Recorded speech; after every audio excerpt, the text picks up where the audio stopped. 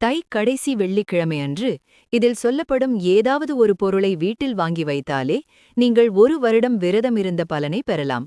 அதைவிட முக்கியமாக தை கடைசி வெள்ளியில் இந்த பொருளை வாங்கி வீட்டில் வைத்தால் உங்கள் வாழ்க்கையில் எதிர்பாராத ஒரு அதிசயம் நிகழும். உங்களுக்கு முருகன் மேல் நம்பிக்கை இருந்தால் இந்த வீடியோவை கடைசி வரை பார்த்து ஓம் கந்தாய நமஹா என்று கமெண்ட் செய்து முருகன் ஆராதனை சேனலை சப்ஸ்கிரைப் செய்து வீடியோவை லைக் செய்ய மறக்காதீர்கள். தை கடைசி வெள்ளியன்று அம்மன் கோவிலுக்கு பச்சை நிற வளையல்கள் 6, 12 அல்லது 24 என்ற கணக்கில் வாங்கிக் கொடுங்கள். அதேபோல் மொச்சைப்பயிர் அல்லது பச்சை பயிர் இதில் ஏதாவது ஒன்றை மாலை 6 மணிக்கு முன் வாங்கி வீட்டில் வைத்துக் கொள்ளுங்கள். இதை வீட்டில் வைத்தால் அம்மனின் அருள் எப்போதும் உங்கள் இல்லத்தில் நிலைத்து இருக்கும், உணவு பஞ்சம் வராமல்.